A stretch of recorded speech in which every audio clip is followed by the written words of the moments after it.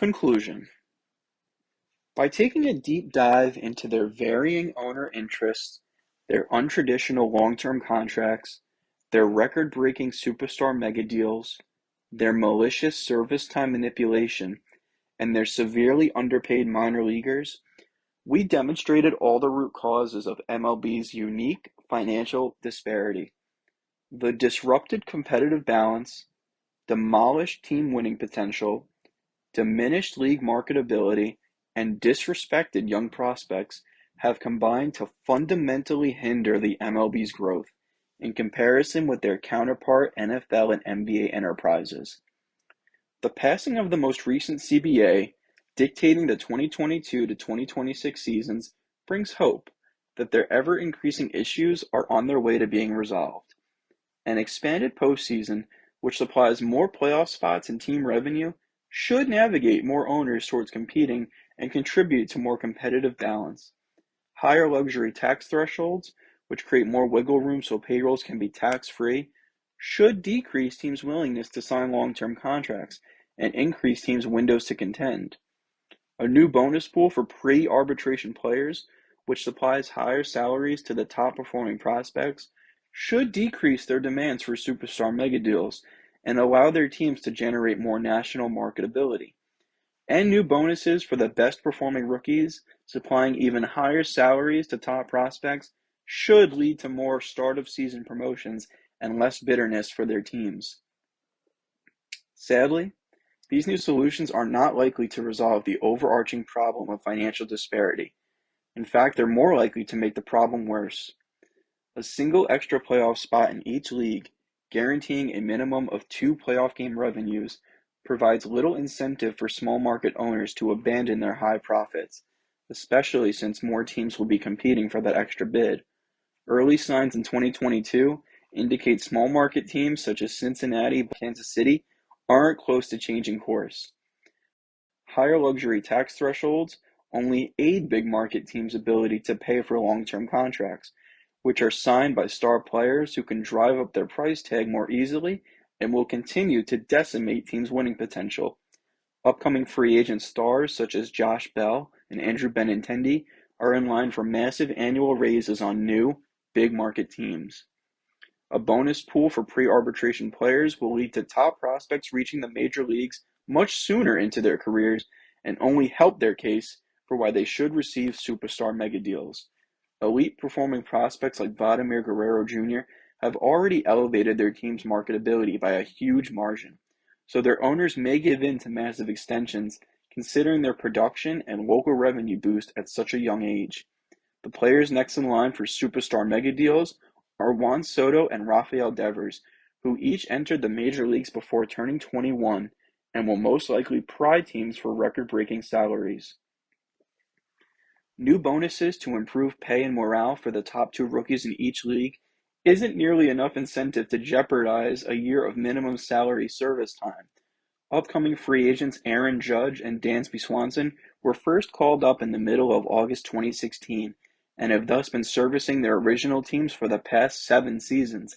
They will finally have the opportunity this offseason to sign a contract on their own terms, potentially with teams other than the ones who kept underpaying them and underappreciating them. I hate to say the only real meaningful addition to the CBA could be the minimum player salary increases from $570,000 in 2021 to as high as $780,000 in 2026. But even as league revenues continue to scale, we are likely to see even more reliance on minimum paid players given the current salary distribution. For the next CBA formulating in 4 or 5 years, I'm hopeful that the MLB and MLBPA can agree to include some form of these 5 solutions. 1. A payroll floor that only brings more money and competitive balance to the league. 2. A maximum length on long-term contracts that helps teams quickly recover from their mistakes. 3. An incentive for superstar players who sign short-term bulk sum contracts instead of super long incremental contracts. 4. Less pre-arbitration years for players who spend at least 3 years in college. And 5. Raises for minor leaguers with at least 4 seasons of service. Major League Baseball is more likely to achieve these outcomes with the exit of profit-minded owners indifferent about team success and minor league players, more regulated revenue sharing that actually increases players' salaries, better team building and marketing that decreases the need for and value of service megadeals, the entrance of ethical general managers who promote and appreciate franchise players, and the willingness of billionaire owners to pay minor leaguers a more reasonable wage.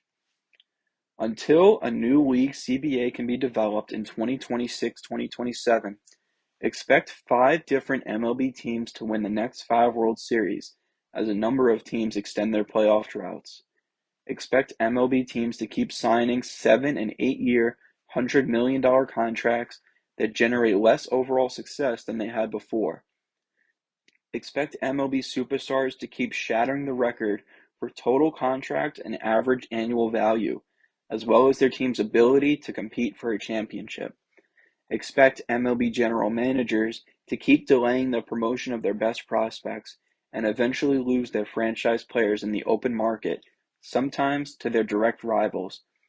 And expect the MLB and its billionaire owners to continue turning a blind eye to their minor league employees living in near poverty and performing actively in fear, all while the NFL, the NBA, and their players continue to pass them by a country mile.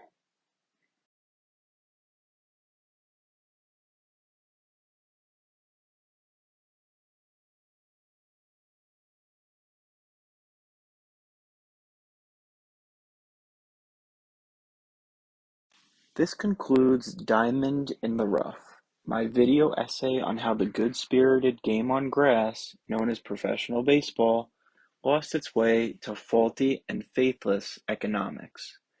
I hope you enjoyed this extensive presentation, and thank you so much for watching as much as you did. My extensive research and long hours preparing this production were entirely worth it, because now I get to continue discussing MLB's issues with you and hear all your opinions to help fix the pro game. I'm sure a lot of disappointment, frustration, and bitterness was felt throughout your viewing. So if you'd like to help me influence change throughout Major League Baseball, please share this video essay with your fellow baseball fans, colleagues, writers, media members, current or former teammates, and anyone else who can help shed some more light on these important issues. Also be sure to check out the nonprofits Advocates for Minor Leaguers, More Than Baseball, and Our Baseball Life to support those deeply invested in the game. Once again, I'm Alec Marcus. Feel free to reach out to me on LinkedIn, Instagram, or in the comment section.